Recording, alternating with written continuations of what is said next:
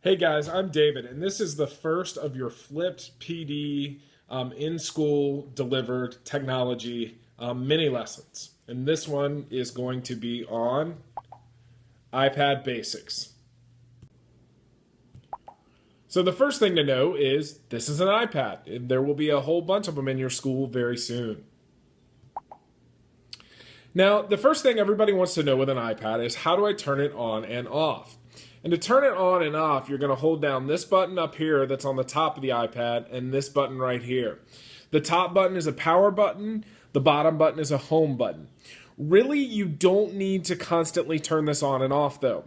The screen will go to sleep when not in use, and the battery life on these is pretty good, and so there's really no need to constantly turn it on and off. The only reason to turn it on and off usually is that you have to reset it somehow and something's gone wrong.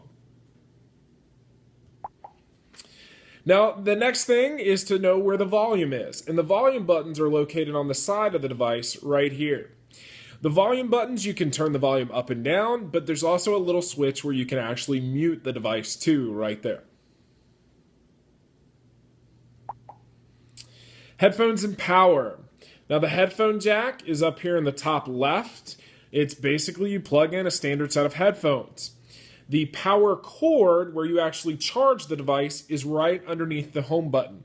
And there are two different types of power cords, and it's significant that you actually know what they are. There's an old 30-pin connector that is a larger port, and if it has one of those, it shows that the iPad is a little bit older.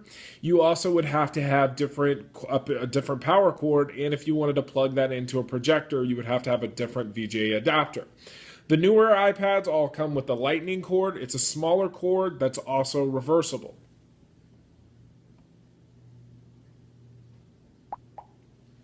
Some other things to note. Up here in the top left, this is the first thing you always want to do if you want to diagnose an iPad's problems. Do the little lines that show if it's on Wi-Fi show up in the top left.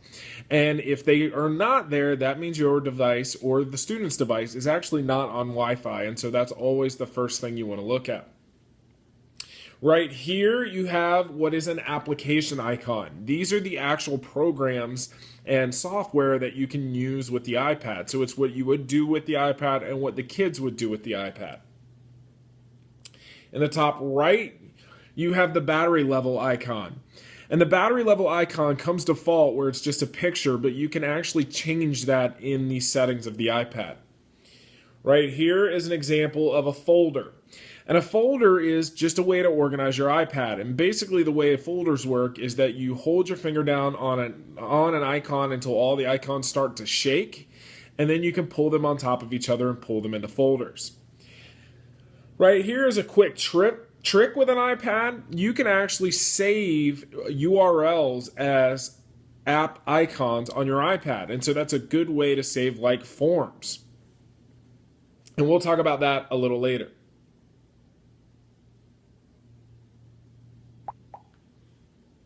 Now to move applications. To rearrange screens, hold your finger on an application until it starts to shake. You can then move the app around, or if you look in the top left corner of all of these apps, there's a little X, and that's how you delete apps from your iPad. And then this is also how you would move them into folders. You pull those apps on top of one another or pull them into an existing folder, and that's a way to organize your iPad. Now, saving URLs as apps. To save a URL as an app, what you would do is when you're in Safari, you would hit this little button at the top that looks like a square with an arrow pointing out of it. That's basically your share button. And if you notice on your share button, it has a little button down here saying add to home screen. And that's what would add your URL as an app icon to your home screen. All right, so start talking about how to search for apps on your iPad. Now, to search for apps on your iPad, what you're going to do is you're going to take your finger and you're going to pull down from the top of the screen. This will open up what's called Spotlight Search. Spotlight Search will allow you to type in an app name and it searches for it on your iPad. So if you can't find something, it's a great, easy way to do that. The next thing is notifications. Notifications is a menu that you can get from swiping down with your finger from the top of the screen. And this is basically all your notifications. It tells you what the weather is, what day it is, your calendar. You can get social media notifications. It's all those things through that center. And you can really customize the notification center from the settings on your iPad. The next thing is Control Center. And Control Center gives you easy access to your most important settings. And really, when you talk about Control Center, the way to get there is to swipe up from the bottom of your iPad. And really, there's two really important settings. And I'm circling both of them. The top circle is circled around the Wi-Fi button. You hit that button, your Wi-Fi's on. You hit that button again, your Wi-Fi's off.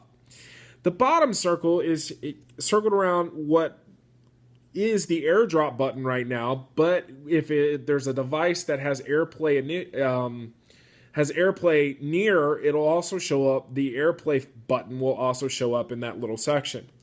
And AirPlay is going to allow you, and we'll talk about this in the next slide, to display your iPad wirelessly to your computer. So in the end, if your computer's plugged into your projector, you're also displaying your iPad wirelessly into the projector.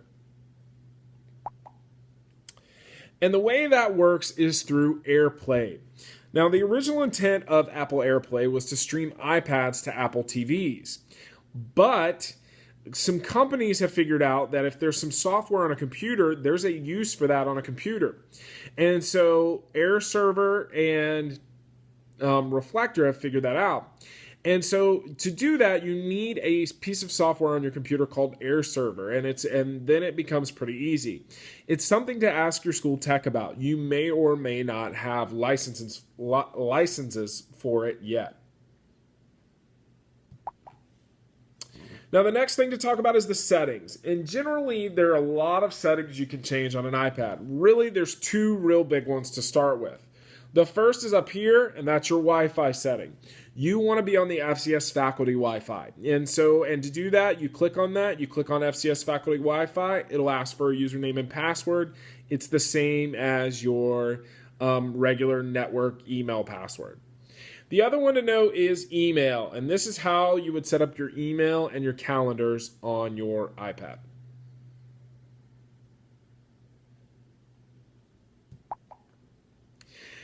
Now, the other thing we need to talk about is apps. And really, when you start with apps on an iPad, you want to start with the main Apple ones. And really, you can get a lot done in a classroom with these. The first one up here is Safari. That's Apple's web browser on the iPad. Keynote is Apple's version of PowerPoint.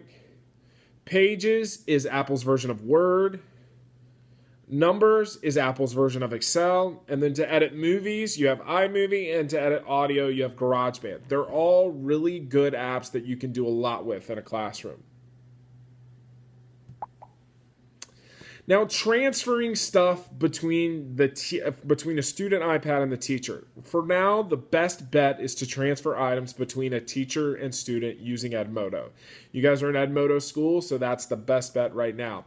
And we can give you some directions for that later. What you'll be getting is everybody will be getting Microsoft OneDrive to do it, in which we'll give you all the Microsoft apps, but you'll also be able to transfer stuff between teacher and students using OneDrive.